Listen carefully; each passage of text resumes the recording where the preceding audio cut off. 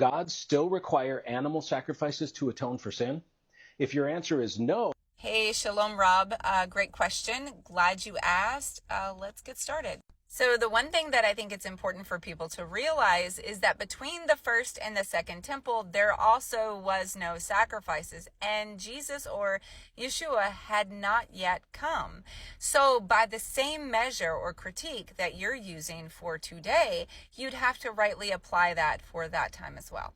So logically, the follow-up question is, will animal sacrifices return? And according to the book of Ezekiel, they will return. But here's the kicker. They're not going to be for forgiveness, but they will be for atonement. There's a difference in those two. So the great thing about Hebrews is it's pointing out the fact that the blood of bulls and goats could never cleanse the conscience, take away the sin in that regard. The only thing that blood of bulls and goats did was cover, like potpourri. It would cover the sin so that you could draw back near to God. It was temporal, in other words. Cleansing the conscience of the believer is something completely different. But here's another thing that most people don't actually understand.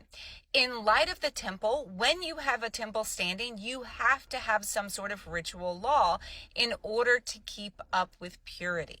And that's another thing that most people are not seeing with regards to the sacrificial system. And in case you were wondering, the sacrificial system and Jesus or Yeshua, they're not antithetical, right? Because again, what Jesus does for us is in the spiritual realm. We will be resurrected because of what he did.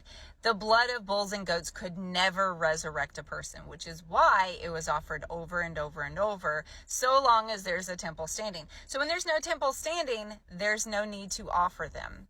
But you will always have a need for the cleansing of a person's conscience. And that's where what Yeshua did came into play. So the question's kind of phrased as if it's a dichotomy, that a person doesn't know what to do, but they have to pick and choose.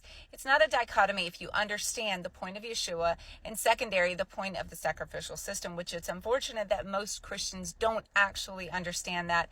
But I hope my video has been a blessing. Until next time, shalom.